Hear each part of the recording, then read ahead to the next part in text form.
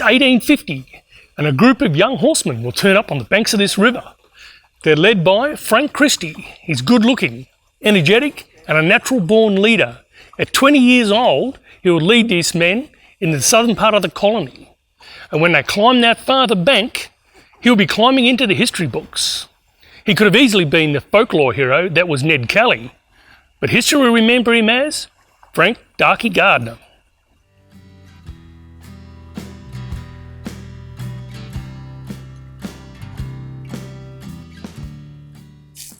Frank Gardiner. He's a new generation of Australian men, born in the bush, accomplished bushman and accomplished stockman, and he's leading his men down to Portland on the south coast.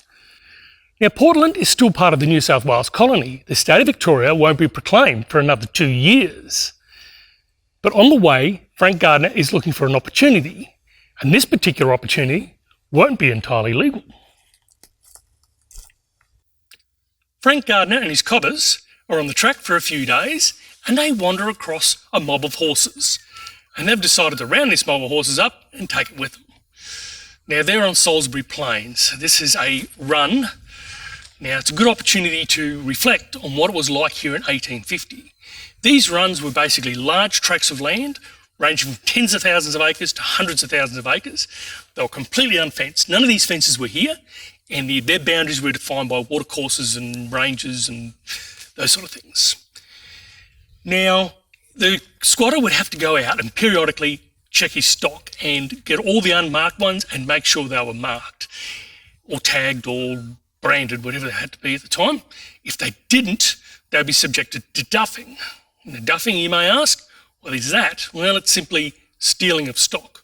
The Americans call it rustling. Now, there's 3 types of duffing that went on out here. The first type was that if your stock wandered off the lease, someone might draft off the young ones, the unmarked ones, send yours back and keep and mark and brand the other ones for their own.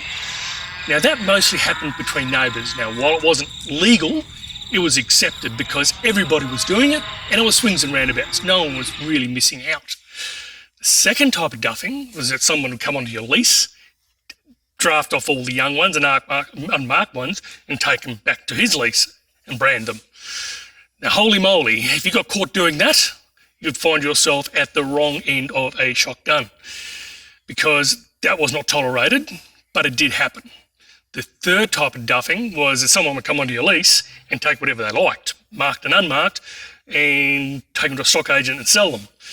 Now, if you didn't get shot in the process, the police might catch up with you and you were going to get 10 years in jail. It was frowned upon very seriously, a very serious crime of its time. What Frank Gardiner and his cobbers have done is duffing number 3. They are now going to take this mob of horses, which seems like a simple plan, doesn't it? And they're going to go around the north end of Mount Charlton and down to Portland and take it to a stock agent and sell them. The idea was they'll be long gone, or hopefully long sold, before the squatter realised they were missing. But they've overlooked a couple of minor issues.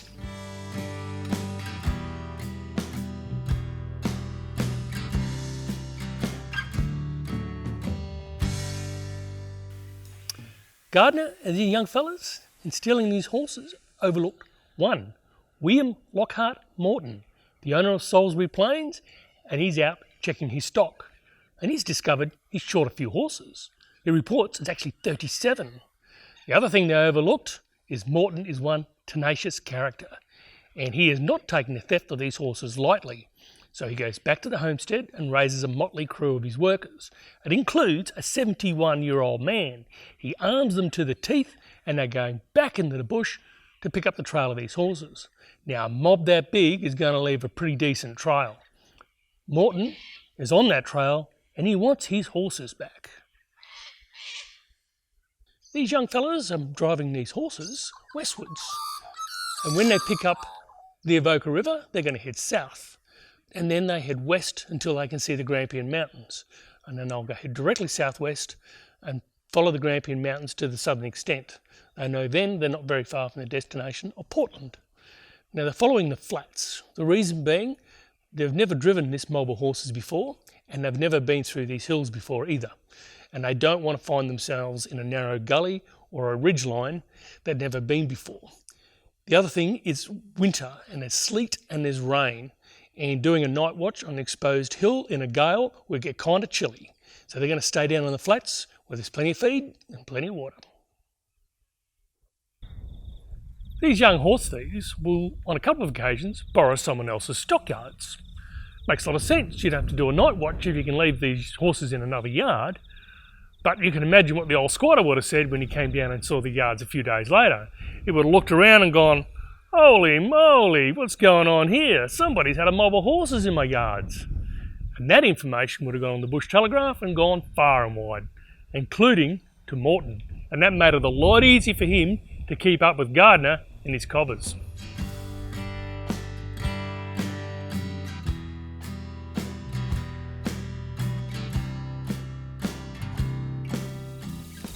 Gardiner and his cobbers, those horse thieves, arrive here at Mount Sturgeon Station, and that is Mount Sturgeon behind me. Now, the local publican here has decided to drum up some business, and he's going to put on a horse race. And Gardiner and his buddies case the place, and they work out that most of the entries in this horse race are either old station hacks or police mounts. So they're going to go through that mob of horses, find their best opportunity, and enter it in the races.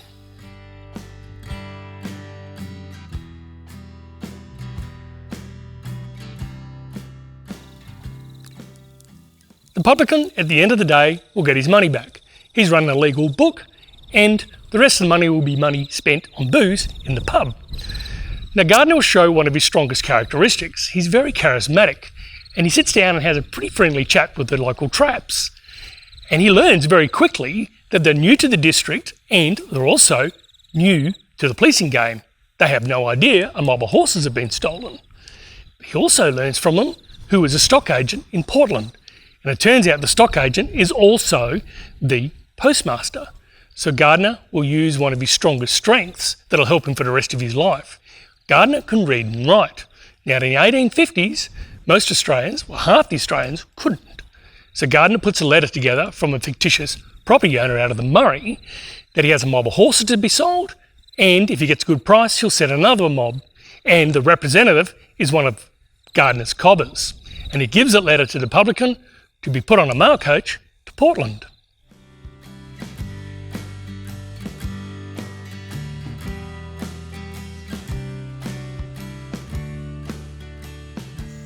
The trio arrive here at Haywood, and they're going to stay at Bilston's Hotel, which once stood on the banks of the river right behind me.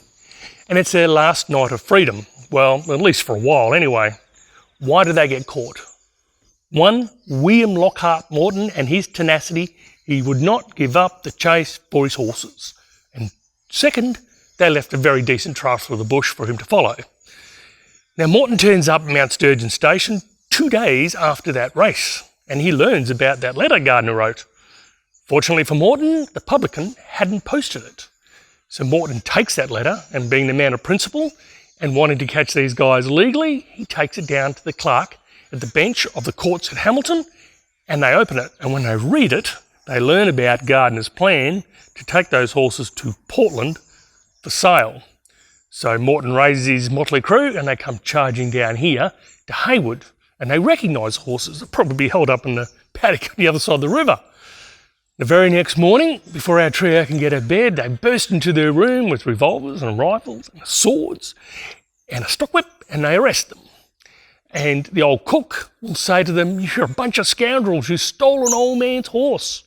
And one of them will respond with, "Well, old man, if I'd known they were yours, I would have cut it out for you, but I wasn't going up to the kitchen to tell you I was taking them."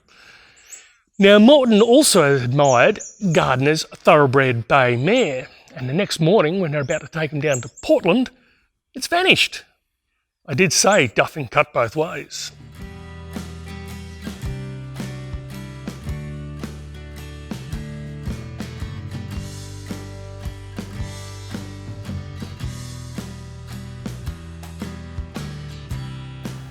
Frank Gardiner, under the name of Frank Christie, his birth name.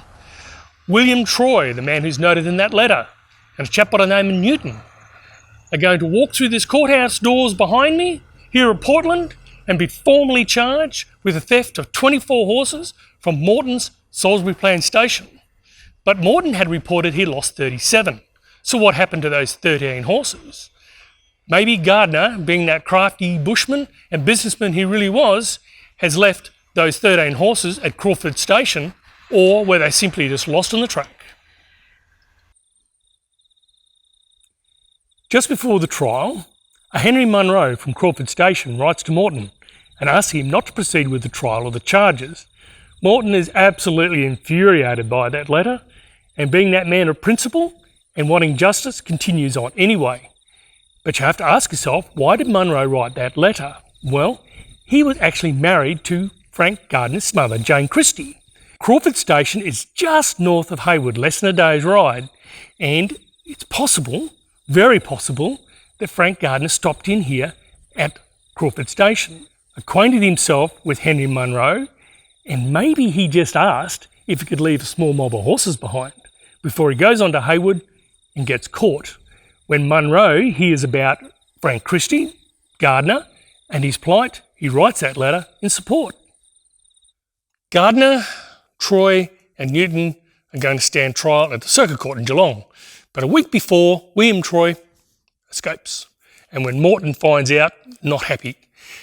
Gardiner and Newton will stand trial in the Circuit Court, and the judge says, you can't prove where you got those horses, so you get 5 years hard labour on the roads. They do about 5 months, and then they're sent to Pentridge Stockade. Now, Pentridge is not the big grand bluestone prison that it is today. It was just a simple timber stockade. And they were working just outside the perimeter when they took the opportunity to overpower a guard, and a group of prisoners, about 11, escape. Now, they'll recapture most of them, but not Gardiner. Now, some people say that Gardiner goes down to Portland, where he hides, because he's got family down there. But in part 2 of our story, we will learn that probably doesn't make a lot of sense. Other people say he goes to the Bendigo gold diggings because gold's discovered, there's business opportunities, thousands of people are flocking into the area so Gardiner can get lost in the confusion. But the timing doesn't make sense because gold's not discovered for about 6 months after Gardiner escapes from Pentridge. So that doesn't make a lot of sense unless he goes back to Campaspe Run or the area around it, Mount Alexander, Bendigo. It's not that far away. And that does make a bit of sense, and we'll learn why in part 2 of this story. But what we do know for sure, that in late 1850, he is north of the Murray. Now, shortly after his escape, the colony of Victoria is separated from the colony of New South Wales, the 2 separate colonies. And you can well imagine the bureaucracy and the confusion that would follow. And it will take 20 years before anybody in New South Wales will learn that he escaped from Pentridge. Such was the confusion.